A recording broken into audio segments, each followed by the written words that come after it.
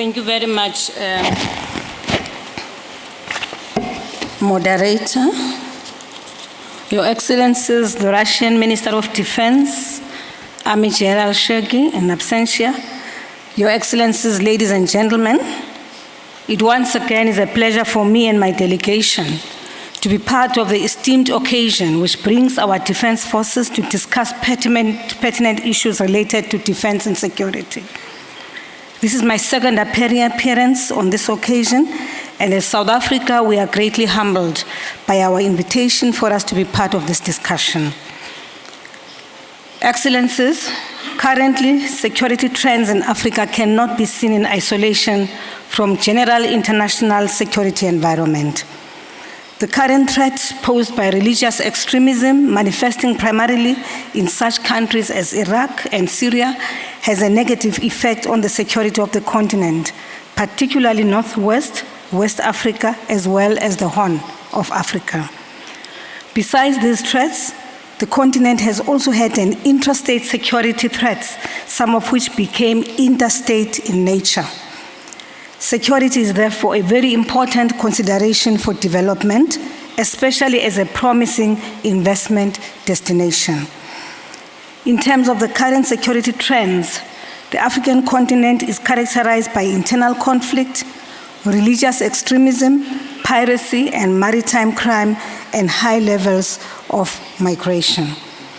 It is contended that internal conflict has to be analyzed by examining a combination of underlying factors or permissive conditions that make certain situations prone to violence, and the catalytic factors or triggers that precipitate internal conflict.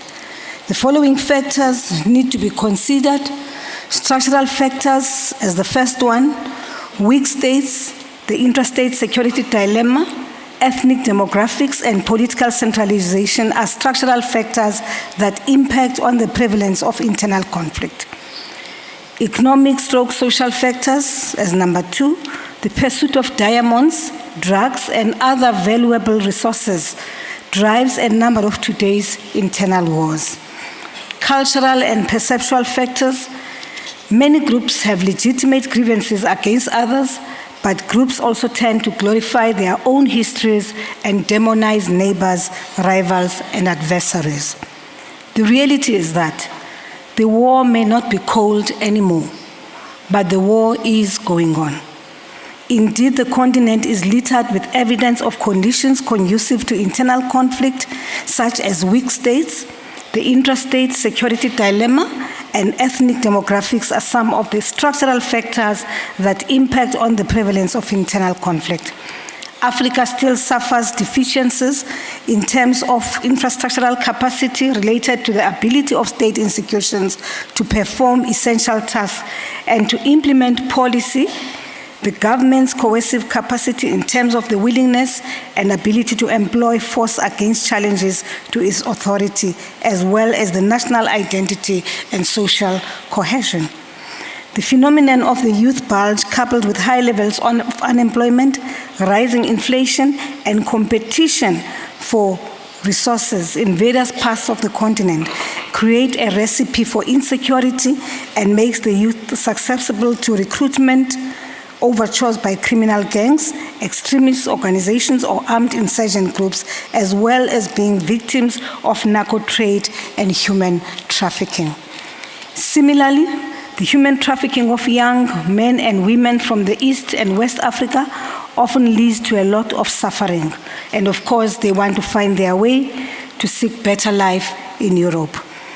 Their desperation makes them vulnerable to abuse by human traffickers and subsequently die even before they reach their intended destination. As a consequence of conflict, the migration of large numbers of refugees takes place, which often places a burden on overstretched economic resources and infrastructure in the recipient states. Competition between the refugees and locals over the available resources, as well as fears of the unknown on the part of locals, often result in xenophobia, which in some instances turn violent, thus endangering hatreds of the locals by some young affected migrants.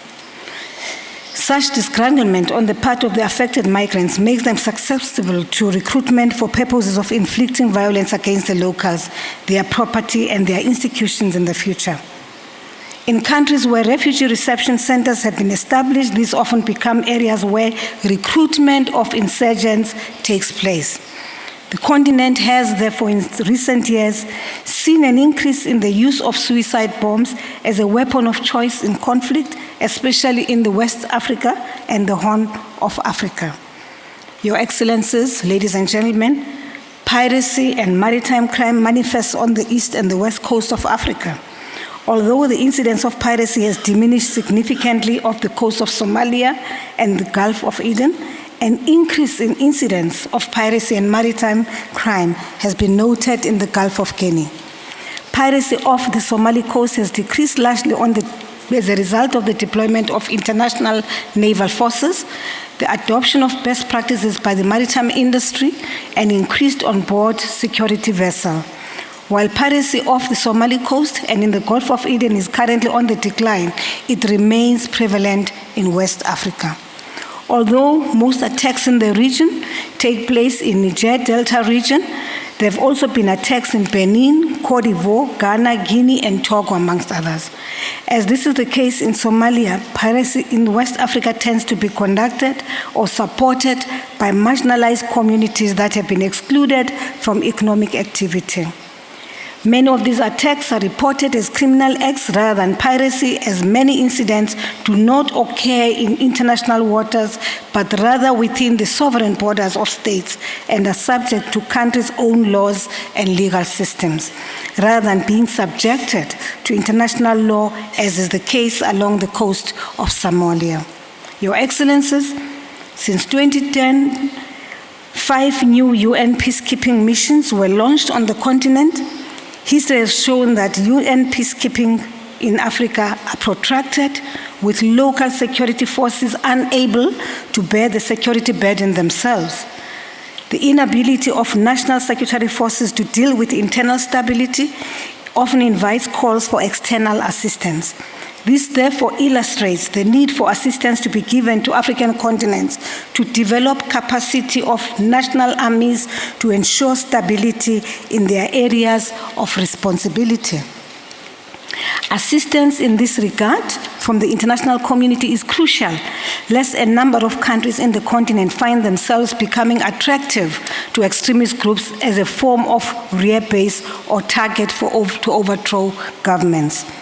The necessity, therefore, for cooperation amongst African states to ensure security, as well as the need for assistance by the international community, has been well demonstrated by expansion of Boko Haram operations to neighboring states, which compelled the affected West African countries to cooperate. This led to the formation of the multinational joint task force comprising units from Benin, Cameroon, Chad, Niger, and Nigeria. This multinational joint task force was established during 2015 and has been instrumental in containing the Boko Haram threat. Areas of concern for security in the continent includes need to satisfy rising expectations of our young people, high levels of urban migration, high and rising levels of unemployment, the effect of climate change, the negative spin-offs of technological advances which enables ease of communication and development of capabilities. The potential for internal conflict will remain high unless these issues are addressed by governments and will remain for exploitation by external forces. The Peace and Security Council is the standing organ of the African Union for the prevention, management, and resolution of conflicts. It is a key element of the African peace and security architecture, which has the umbrella term for the main AU mechanisms for promoting peace, security, and stability in the continent. In the endeavor to ensure conflict prevention, management, and resolution in the continent, the African Union established the Peace and Security Council, as established a collective security and early warning arrangement with the ability to facilitate timely and efficient responses to conflict and crisis situations. Its core functions are to conduct early warning and preventive diplomacy, facilitate peacemaking, establish peace support operations, and in certain circumstances, recommend intervention in member states to promote peace, security, and stability.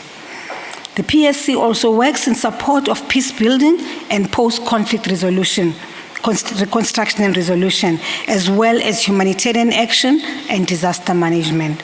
It is through the mechanism of this PSC that the African Union mission in Somalia was mandated to deploy in Somalia as an active regional peacekeeping mission operated by the AU with the approval of the United Nations.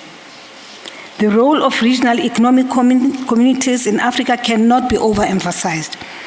The regional economic communities are involved in conflict resolution and peace initiatives in the continent, the most prominent being our region, SADC, ECOWAS, and IGAD.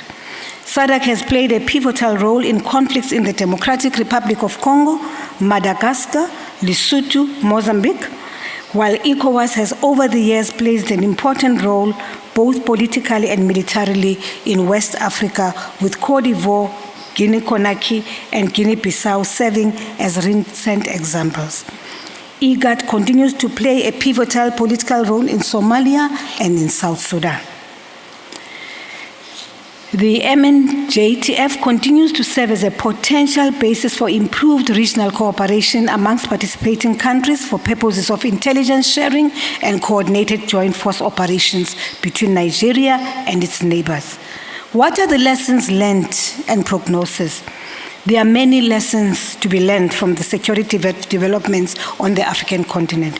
However, the solution to all instability is ultimately both political and economic. This is particularly relevant to disarmament, demobilization, and reintegration processes as part of peace agreements. The key to the effective implementation of agreements is a demonstration of political will for actual implementation. It appears that parties should sign agreements to mollify mediators and regional interlocutors, in order to deflect pressure for agreement without any intention of implementing an agreement either partially or on its entirety. Whilst deployment on peacekeeping missions plays a crucial role in bringing about a degree of stability, it is for all intents and purposes a form of state outsourcing of its security function. This remains undesirable in the long term, hence the need to capacitate national statutory forces to execute their security functions themselves. The rapid deployment of conventional forces to protect interests can play a decisive role in reducing the immediate danger of conflict conflagration. A recent example is the deployment of forces by Uganda to South Sudan in this role. A further example is the deployment of Kenyan forces in Somalia. The unilateral deployment by neighbors with the consent of the host government provides short-term respite for the host government. Greater legitimacy for such interventions can be obtained if forces later become part of an existing or new peacekeeping mission, as was the case with Kenyan forces becoming part of AMISOM. In conclusion, Chairperson, Excellencies, the involvement of sub-regional organizations in conflict resolution is vital, given the familiarity with the environment and issues at stake. This can only succeed by leaps and bounds with the collaboration of cooperating partners from the Northern Hemisphere, including the BRICS and members of the non-aligned movement. I thank you.